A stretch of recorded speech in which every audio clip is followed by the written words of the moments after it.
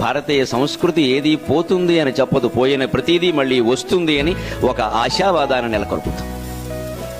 అది జనవరి 1కి జనవరి 1కి ఉగాదికి తేడా. అది డిసెంబర్కి జనవరికి ఏ భేదము లేదు. అప్పుడు చలి, ఇప్పుడు చలి, అప్పుడు వణికి, ఇప్పుడు వణికి. డిసెంబర్ నెలలో ఏ ఋతువు ఉందో జనవరి నెలలో అదే ఋతువు ఉంటుంది. ఇందులో ఏ తేదీలు ఉంటాయో అందులో ఆ తేదీలే ఉంటాయి. ఏమీ మార్పు లేదు. కనీసం పైగా అర్ధరాత్రి 12 గంటలకి సంవత్సరం మారిందంటారు. అర్ధరాత్రి 12 గంటలకి మనిషి పడుకున్నవాడు పక్కకు కూడా జరగడు. మారే ప్రశ్న లేదు.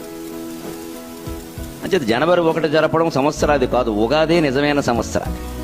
సంవత్సరం మారింది అంటే ఏమైనా మారాలగా. మనకి ఉగాది ప్రారంభం సూర్యోదయంతో మొదలవుతుంది, రాత్రి 12 గంటలకు కాదు. సూర్యోదయం అంటే చీకటి నుంచి వెలుగులోకి చేసే ప్రయాణం. రాత్రంతా చీకటి, పొద్దున్నే వెలుగులోకి ప్రయాణం చేస్తున్నాం. మార్పు. శిశిరం, ఆకులన్నీ రాలిపోయిన కాలం. వసంతం, అన్నీ చిగురించే కాలం, అదొక మార్పు. శిశిర ఋతువు నుంచి వసంత ఋతువు ఒక మార్పు. పాల్గొన మాసం నుంచి చైత్ర మాసం ఒక మార్పు. అమావాస్య నుంచి మళ్ళీ శుక్లపక్షం దినదినాభివృద్ధి మరొక మార్పు. ఇవన్నీ జీవితానికి